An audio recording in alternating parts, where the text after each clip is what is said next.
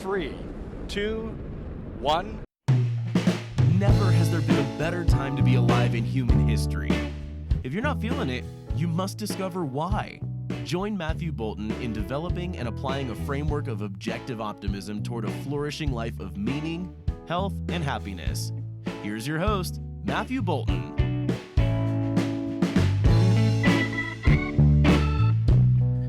Hi, everybody. Welcome to Mr. Brightside. I'm Matthew Bolton.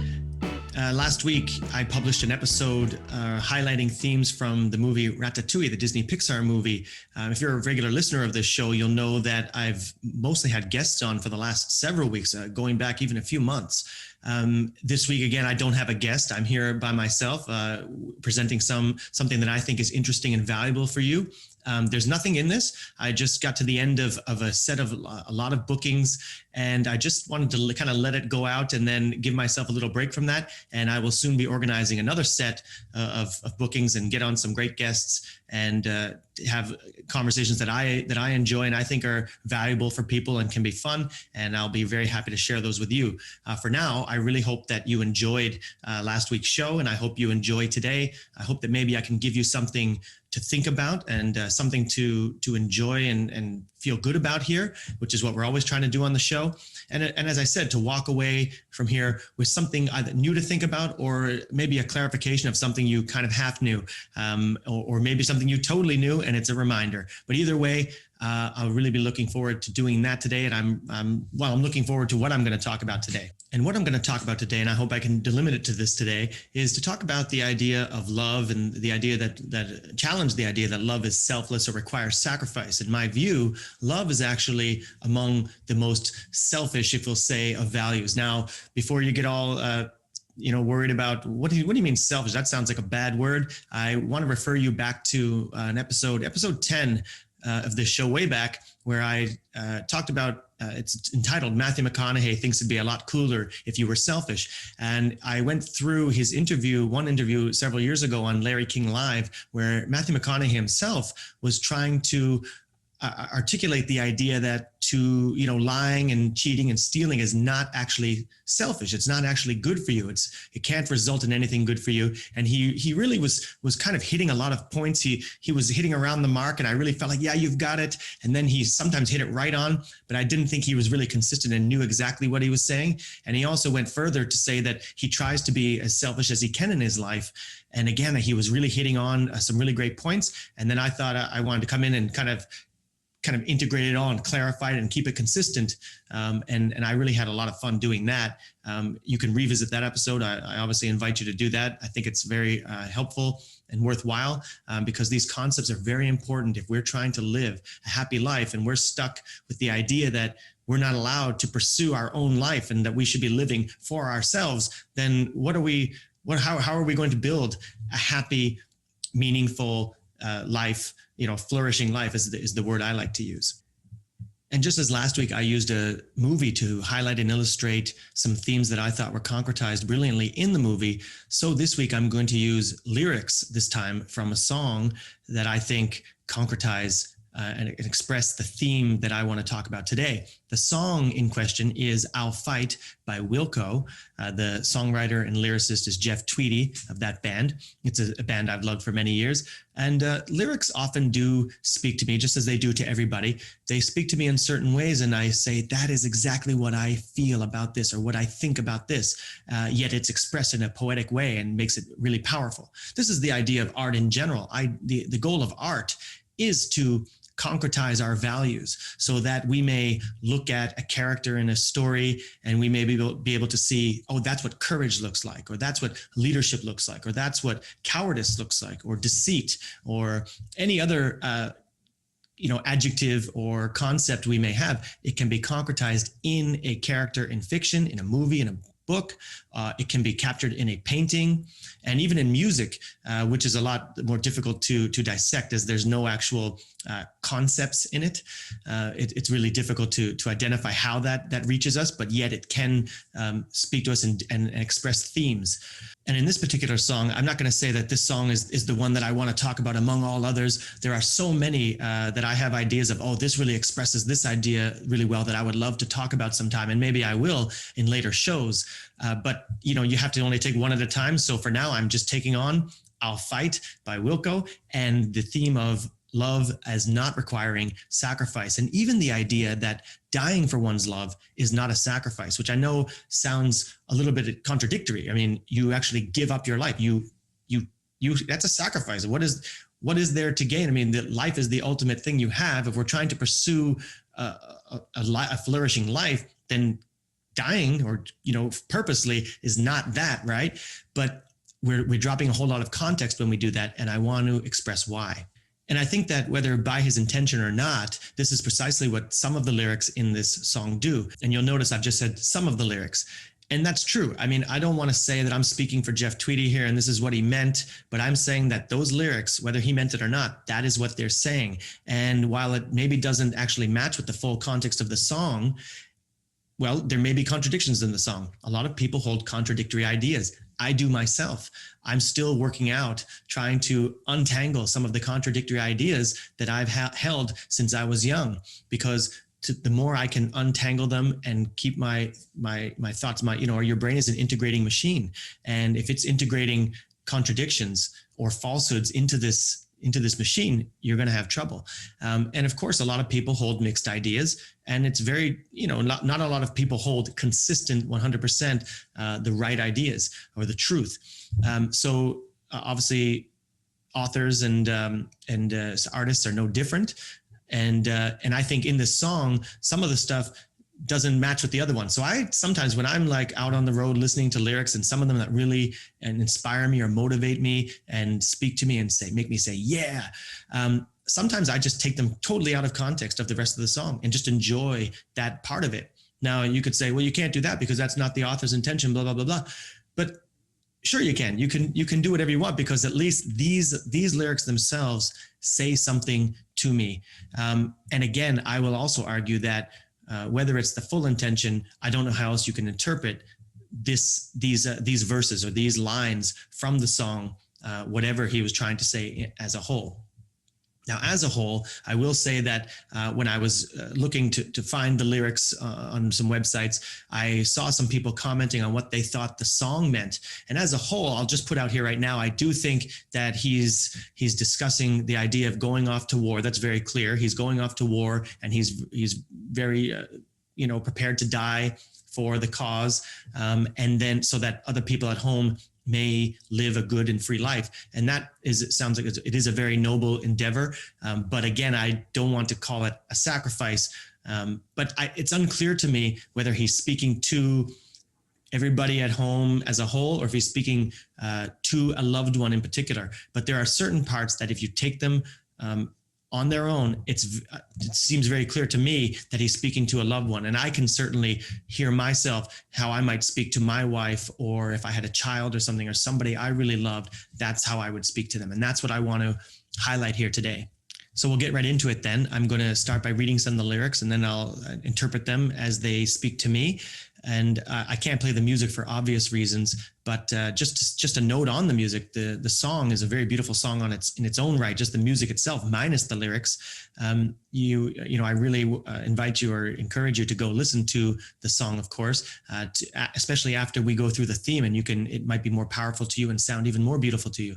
The lineup they have right now, these guys, each player is just so expert at their own instrument that it's just such an all-star lineup right now. It's like an all-star team, and Wilco is really making some great music in the past several years. On top of that, the lyrics themselves, even the ones that I will omit today and not highlight, those verses on their own are also very poetic and beautiful in their own right. So you can enjoy all the lyrics. I just won't bring them all up. I'm going to stick to the ones that speak to the theme I'm talking about, and the ones that in fact, here's what it is. When I was out listening to it, sometimes on my own, or when I'm out running and hear this song, I've heard the lyrics that I'm going to highlight today speak to me, and I kind of didn't know what the other ones were. So in fact, I thought the whole time for many years that he was speaking to a loved one, speaking to his partner, his wife, let's say, or maybe his children. But until I read all the lyrics together, I kind of see that he's speaking more broadly to anybody at home who's now living with their freedom. And that's what he went off to fight for. But I'm telling you, we'll see here.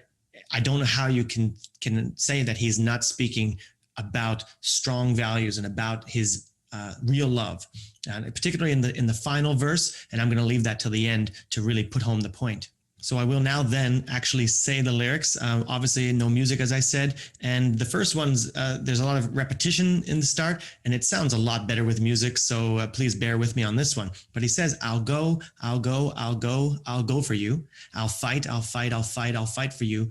I'll kill, I'll kill, I'll kill, I'll kill for you. I will, I will, I will. And then he repeats, I'll go in that way for you. I'll fight for you. And then I'll die, I'll die, I'll die, I'll die for you. I will, I will, I will. And right away, we have a seeming crack in the case. I mean, what are you talking about? It's very clear that this is selfless. I'll go for you. I'll fight for you. I'll kill for you. I'll die for you. Not for me, for you. It's clearly selfless. It's total sacrifice. There's nothing selfish in it. What are you talking about, Bolton? Well, I'll tell you what I'm talking about. We must be clear on what we're talking about when we say sacrifice. What do we mean?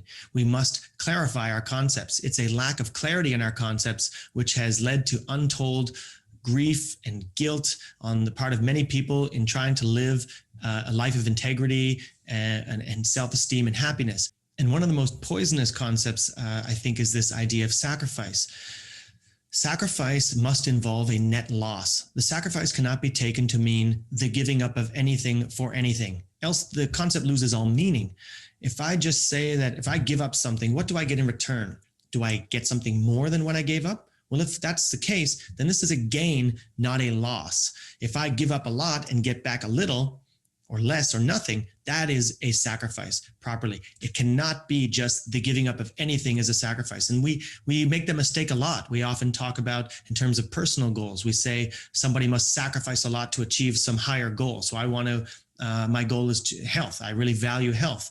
So I give up donuts and I give up late night eating or something like that, or a bunch of other things. I exercise, whatever else you do to work towards your health. We call those a lot of sacrifices, especially particularly pro or Olympic athletes, high level athletes, sacrifice a lot to achieve their goals. Well, if we live in a long range, full range context, we cannot properly call those sacrifices. The person is trying to achieve a higher goal. Now, what do I mean by a higher goal or a higher value? We must arrange our values in a hierarchy of importance. So, for example, my wife and my family, if I had children, they would be very high on my list, very high. These would be the top values. Relationships are very valuable to me. Health is very high on my value. Career, etc. My integrity, my self-esteem is very high, whereas other things become much lower in my hierarchy of values. So if I give up something that's lower on my hierarchy of values and I gain something more, I'm trying to achieve a higher value. This is not a sacrifice. Now, if I give up one of my higher values to something that I don't value or I value lesser, that is a sacrifice. And I think that is improper and immoral. So in the case where an athlete gives up a lot of their energy and works so hard to achieve a higher goal, they're doing it for the goal, but that's for themselves. It's for their goal. So likewise, when we say, I'll fight for you, I will die for you, it's not actually for the person at the expense of myself. It's fighting for my value, which is you, my greatest value, which is you, which I would be willing to give up everything for, in which I do not care to live without. And I'll elaborate more on that last point because it's pretty much the key point. We'll do that a little bit with a few more examples in the lyrics and with something else. Now, the verse that immediately follows those opening lines is really beautiful. And that's really why I want to say it, because it's not exactly to the point, but it is related to the final verse and sets it up a little bit. So I think it's a little helpful to say it. He says, and if I die, I'll die alone on some forgotten hill, abandoned by the mill. All my blood will spring and spill. I'll thrash the air and be still. So that's just to set up purely how he plans to die and why he's very willing, the kind of thing he's really willing to do. But we want to really examine for what is he willing to do it. So let's go ahead and do that. Skipping over some lyrics, I'll go to, you'll rise each day as planned. Your will is your command. and stand each Sunday a hymnal steady in your hand. Now that last part is just, there's a lot of reference to the person living a life and people, I guess, in the country that he fights for, living a life and, they go to church, and he does refer to Jesus at the end. We'll see about that. And I'm going to clarify how I see everything in that. But I want to focus on, you'll rise each day as planned. Your will is your command. So again, as planned, my plan, what my goal is, I want to go off here and I want to fight for you and potentially give up my life and expect to die, so that as planned, you may be free to follow your will, command your own will, live your own life. This is what I want. This is my value. Your happiness is very important to me. And this is what I'm fighting for. He goes on and says, I will go, I will go, I will go, and in war's waters I will wade, and I will know if I remorse or regret the fairness of our trade. Note that he says trade. For you to live, I took your place, a deal was made, and I was paid. Now you can see he's clearly talking about a trade. He refers to the fairness of our trade. He knows he's definitely going out to fight, and he expects in war's waters where he's going to wade that he will probably die.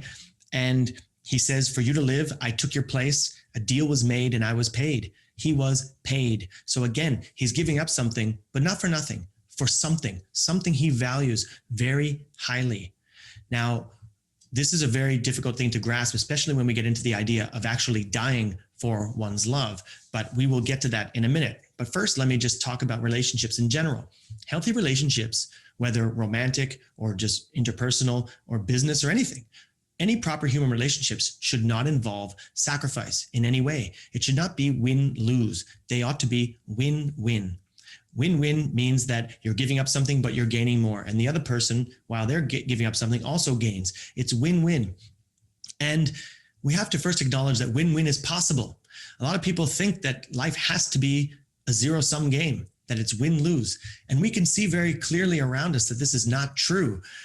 That's why there is so much wealth around us, because wealth is actually created and built and added upon. And there's so much abundance around us. As I say on the show, that there's been a better time to be alive in human history. And I mean that, right? If life is a zero-sum game where some people gain at the expense of other people all the time, whether in love or anything else, then there'd be nothing. There would just be zero, and we would either be dead or the light, just nothing would move. And we'd be still in the mud or in a cave still. But we're not. We have so much wealth around us, and this exemplifies that principle. And I ask everybody else, when you are in a relationship, why are you in that relationship? Are you in it for the other person? Are you in it because this person is pathetic and a loser, and you feel sorry for them, therefore I will give up my whole life for this person because that's what virtue is? I mean, that is a very horrible idea. If I said that to my wife, she would slap me properly in the face and divorce me, right? If I said, you know what, you're an object of my pity, therefore that's why I love you. That's a very weird idea. I love my wife because it's good for me. When I was trying to chase her when I was younger, it was all about, man, if I could just have that girl in my life, wow, that would be awesome for me. And I'm willing to do a lot for that. I'm willing to do a lot of things for her, and I don't call them sacrifices. Now that she's actually in my life, it is true that her happiness is very important to mine. Having a miserable wife is no way to live. It's not a very happy life for me. I've actually said this in an episode 9, I believe, Happy Wife, Happy Life. And I expressed this idea. Well, here I am again. Her happiness is inextricably tied to my own. So I'm willing to give up a lot of things in my life for this relationship, because this relationship is better than the alternative, which is for me to live alone, as far as I see it, right? So this is what I mean by a hierarchy of values. So everything that I do cannot be called a sacrifice for my wife. Now, if it does get to a point where I feel like I'm giving up too much and I'm not getting anything in return, then I have to re-examine my values. I have to re-examine my whole hierarchy, and I have to question, what am I doing and what do I want? And this is very serious business. And this is why people do get divorced and why relationships break down. It's the same thing with parental and child relationships, right? I don't believe parents sacrifice for their children. I think some do, but I think that's improper. I think that once you bring a child into the world and you want to do that and you love the child, then of course their happiness is very high on your hierarchy, and you really want to give up, you're willing to give up a lot properly for your value, which is your child. Now, it is true that a lot of parents do resent having children, and I just don't think those people are fit to be parents. Now, I'm not saying that parents don't do hard things for anybody, and I don't say that people in relationships and marriage and romantic relationships don't give up a lot. Just like the athletes who are working towards a higher goal, it doesn't mean that you love doing everything, that it's always great and always the best and most fun thing that you want to do in that moment. That's not what being selfish means. It's not moment to moment. Self-interest is a long-range concept that integrates a long-range life and values in that long-range context. So, a parent doesn't just do everything they want to do. And when they do something hard, it doesn't mean that they are sacrificing. That's the key I want to say here. Doing things that are hard or that you don't want to do or that you don't like necessarily doesn't necessarily constitute a sacrifice. Again, we have to be very clear on what we mean by that, because as I said, if everything that we do is a sacrifice, then the concept loses all meaning. And the inverse is true also. Some people make the opposite mistake, which I did several years ago in an ethics class I took in university over 20 years ago. Holy. And I've actually kept the paper, the exam essay paper that I wrote, because I like to look at it sometimes when I want to cringe at myself and just remember where I was in my thinking. But I had said in effect that everybody acted selfishly regardless of what they do. Every action everybody does is selfish, because ultimately we want to do what we're going to do, else we wouldn't do it. Like, I wouldn't do what I don't want to do in that moment. But it's me lacking a whole objective, long-range concept of what self-interest really is. Again, if everything that we do is selfish, then the concept loses all meaning. What is selfish? How can you characterize it as selfish? Everything's selfish. So everything's selfish at once, and then other people say everything's a sacrifice. And usually a lot of people agree to both, right? If I put that argument, people would say, yeah, you're right. But really what I meant in that thing is that all action is always motivated, but the motivation is not necessarily selfish. The self-interest is an objective concept. We have to define these things objectively. And it's not true that whatever I feel like doing, whatever I want to do, is necessarily in my interest. We see this example all the time. There are a lot of people who are on paths to self-destruction, and actually to turn around and build a healthy, thriving, happy life is very difficult. And that's why what we're doing on the show, I say that optimism is about living an optimal life. And it's very difficult to understand what is good for me first, and then hard to execute on that all the time, because there's so many temptations and urges and instincts and things that get in the way, and mixed ideas that get in the way. So just as self-interest is an objective concept, and we can't just say whatever I feel like is selfish, well, the other way is true too. We have to objectively define sacrifice as giving up something for something lesser. If not, we're just saying that everything is sacrifice, and we've got big problems here, because they can't both be true. And in fact, they both aren't. Self-interest means something, and sacrifice means something. Now let's cash in now on this whole thing by going into the final verse, which is the one that really speaks to me among all others in this song.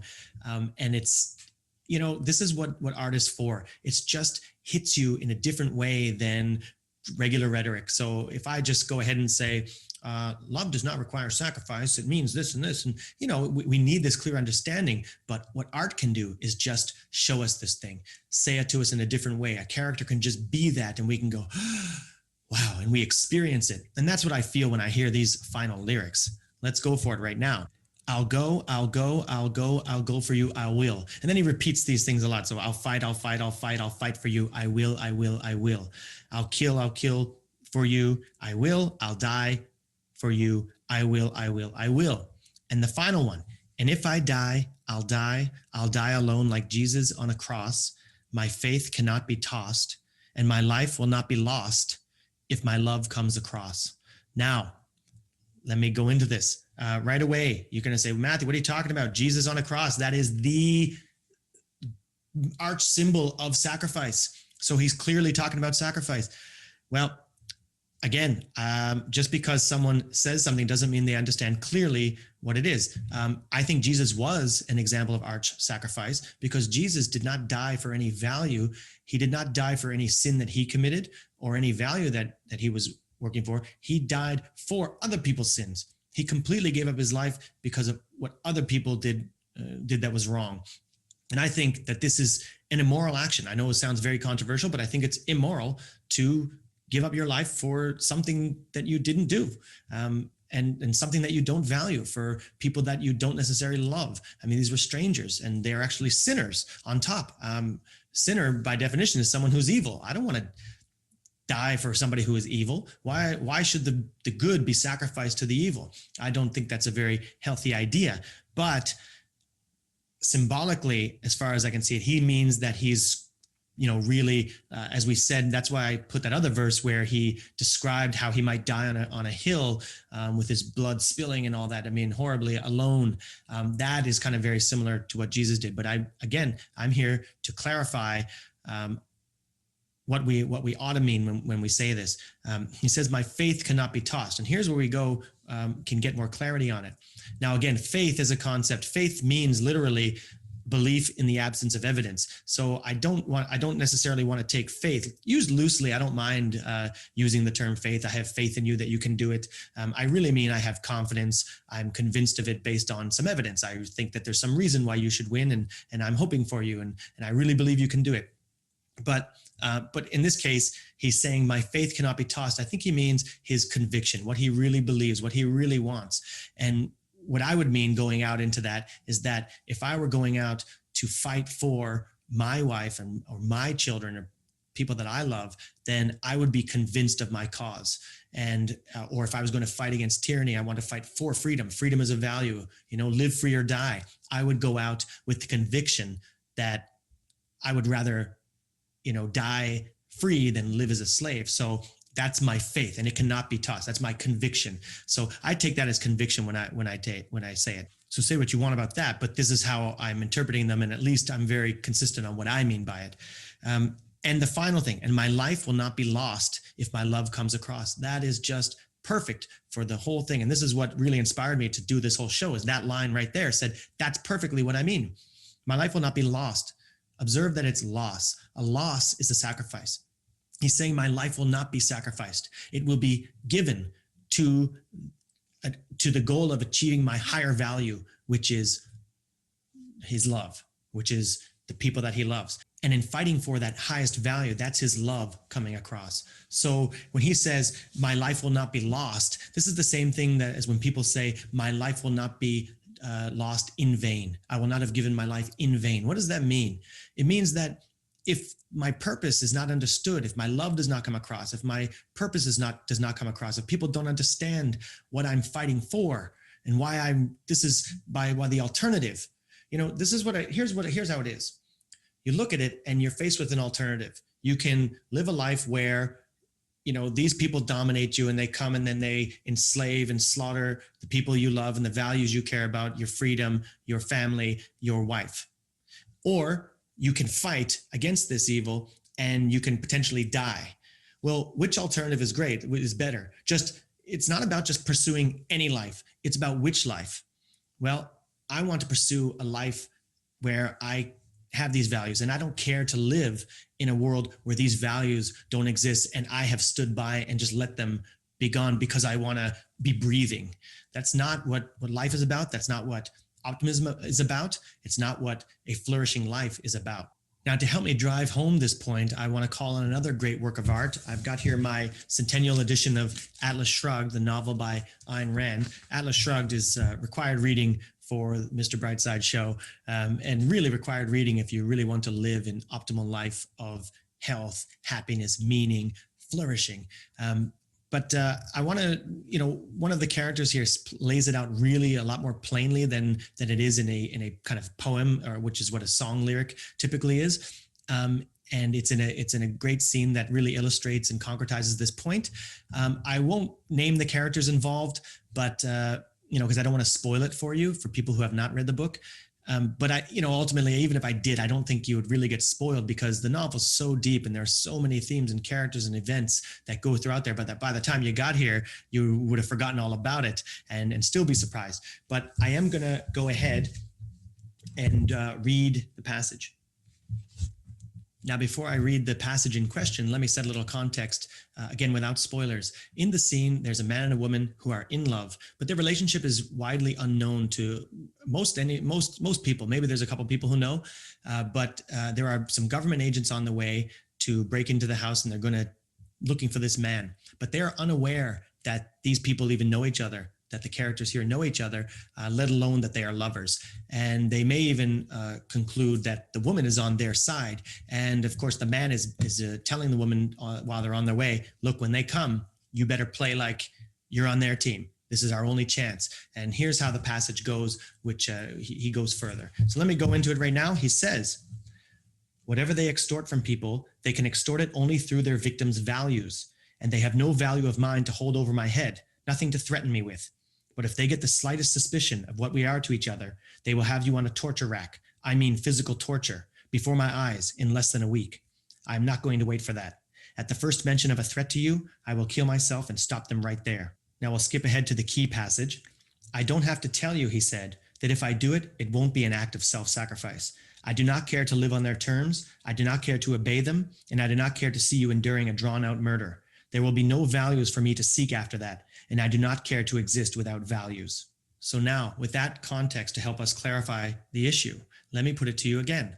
You have a couple alternatives, and life is full of alternatives, and we have to pursue our highest values according to our hierarchy. And on the one hand, we have the ones dearest to us. You can substitute, you can put in a romantic partner, life partner, child, whatever you want. You can witness their drawn out torture and murder, or you can fight and die for them. Now, I know which one I would choose. It's very easy for me that I would rather die than live a life where I have witnessed that, let it happen when I could have acted, and then try to live a life like that. I will have no values to seek after that, as the character in the story has said. It's the same as live free or die. That's very clear to me. I do not wish to live as a slave, and I think this is properly why soldiers ought to go fight. I think some hold contradictory ideas and don't necessarily know why and think they're going to sacrifice. But I think that a lot of them go with a lot of clarity that I'm not standing for this, and I would rather fight and potentially die than to have my country taken over by thugs and have the people I love and things that I care about enslaved. Now, I've referred to Atlas Shrugged here to help me clarify this idea, and it is Ayn Rand herself who did actually clarify this idea for me in this book and then also in a lot of nonfiction works. In some of those works, Ayn Rand has defined love as the irreplaceable. It's that irreplaceable value that you do not care to live without. But she also defined it as exception making, and this speaks to me in this one. I will make exceptions for people that I love. I will make exceptions for my wife. I'm willing to do a lot more, give up a lot more, not sacrifice, but give up a lot more for her happiness than I am for strangers or enemies on that. Whereas the principle of sacrifice demands that you ought to give up that which you do value for that which you don't value or which threatens your values, which is a complete inversion of morality, and I think a corruption of morality. It's an immoral idea. And you can say what you want. Well, why are you such a stickler about it? Who cares about sacrifice? This is important because when we accept the idea of sacrifice as good in any case, then we'll accept it in cases where it's demanded of us, in cases where it really is purely the evil that it is. When we understand the concept clearly, we can see that sacrifice is never proper. It is never good to have a win-lose. Win-lose is not a healthy relationship in any way. And any relationship that tries to exist or on win-lose will ultimately devolve into lose-lose and will collapse. Healthy relationships are built upon win-win relationships where both parties are in it for themselves and they do not sacrifice their values for anybody else. They will make exceptions, they will give up a lot, but they will not give up more and get less in return. So I hope this has been clarifying to you and has at least raised questions in your mind and challenging some of the concept that you hold, because it's obviously very important that we don't hold contradictory ideas in our mind. We want to be consistent. And I'm still working through them, working through clarifying all the ideas I hold. This is why I do this show and why I talk to people and why I'll never stop thinking critically throughout my whole life on my way to pursuing my optimal, thriving life. And I hope you do the same. If you do have questions about it, I'm very happy to take them up. If you can ask questions in the comments section wherever you consume, you can also go to the Mr. Brightside Facebook page, facebook.com/MatthewBolton.ca, and ask me questions there. I will respond right on the chat if appropriate. And if it's more efficient to take it up on a show, then I may just take it up on a future show as well. But in any case, I will get back to you because I'm very excited to talk about these ideas. I found them to be very empowering for my life. Whenever I can clarify concepts or have them clarified for me, I want to do the same for other people, which is the purpose of what we're doing here. And on a final note, let me say, why are we talking about this on a show about optimism? Sacrifice sounds like a pretty dark thing. This is a dark theme, and it is a dark thing. Sacrifice is about losing values. Optimism, on the other hand, is about gaining values. It's about pursuing a positive, not pursuing loss. I don't think sacrifice belongs in any human relationship and in any valuable or flourishing life.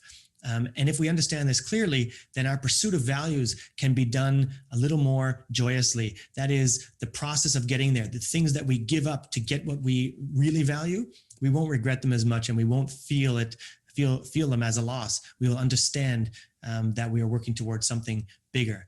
If our love comes across, then nothing is lost. Don't live a life of sacrifice on your way to your values. I'll see you guys next time. Mr. Brightside, your time out to refresh, refuel, and refocus your mind and energy toward building an optimistic framework for flourishing. Life is good. It's up to you to choose the bright side.